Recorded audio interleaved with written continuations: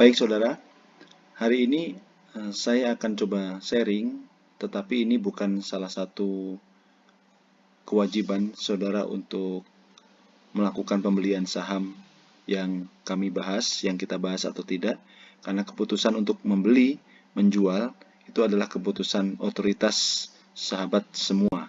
Jadi kita hanya sekedar mengulas, memberi informasi, kemudian mencoba melakukan analisa dengan versi saya sendiri. Keputusan ada di pihak saudara. Ini sebagai disclaimer.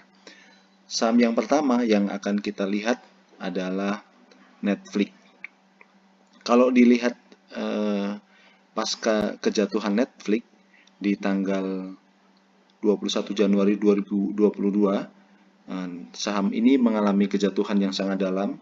Kemudian seminggu kemudian dia berusaha untuk naik, dan minggu keduanya di 1 Februari itu sudah berhasil breakout dari kejatuhan yang pertama.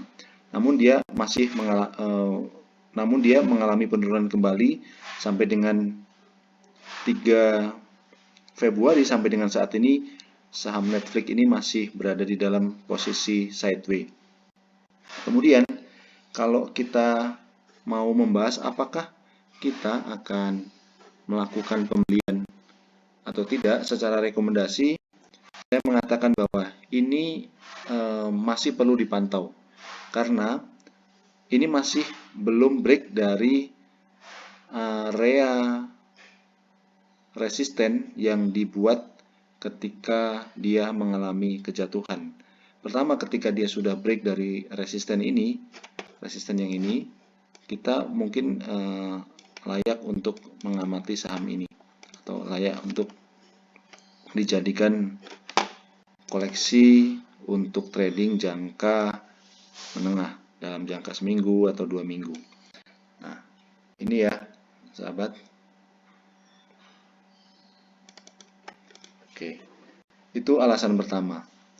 Tetapi bagi sahabat yang ingin tetap membeli Netflix, kita juga masih merekomendasikan juga, karena saham ini ketika dia jatuh, dia sudah mengalami kenaikan, dan ketika dia tidak mengalami penurunan dari garis yang kita buat ini, ya, ini saham ini kemungkinan akan naik sampai dengan di area yang kita garis resisten ini, atau 455,14. Jadi kalau teman-teman yang mau tetap membeli saham Netflix ini, kalau mau membeli di area ini 396, tetapi kalau nanti saham ini harganya turun, kemudian lebih dari di bawah 354, kita harus melakukan cut loss. Jadi itu rekomendasi yang pertama untuk saham Netflix. Karena kalau dilihat dari garisnya, ini sudah mengalami kenaikan, dan semoga dia tidak ditembus ya, garis trendline ini yang kita buat ini semoga tidak ditembus. Kalau ditembus ini kemungkinan dia akan sampai di sini di support. Kemudian kalau dia break dari support ini, kemungkinan akan turun kembali. Jadi hati-hati ketika teman-teman sudah membeli di kemarin atau hari nanti malam. Jadi ketika turun di bawah ini harus hati-hati untuk siap-siap cut loss. Lalu saham yang kedua yaitu Google.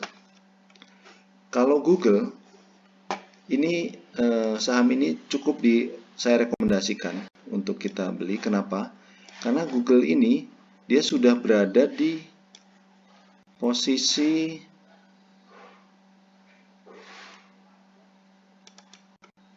yang baik. Jadi setelah dia mengalami penurunan, kemudian sempat naik, kemudian turun kembali, tetapi dia coba untuk naik di sini, dan penurunnya tidak sampai break ke bawah. Jadi dia sudah membentuk lower high, sehingga ini kemungkinan juga merupakan pertanda dari pembalikan. Tetapi itu alasan pertama. Alasan yang kedua, dia sudah berada di garis MA 150 yang kuning ini. Kalau kita lihat, kita telusur ke belakang, Google ini seringnya berada di atas garis MA 150. Dan ketika dia sudah turun dari MA 150 dan berhasil naik, dia rata-rata melanjutkan penerusannya. Ini ya. Kemudian dia turun, terus kemudian dia sudah berada di atas garis MA, dia rata-rata meneruskan kenaikannya. Ini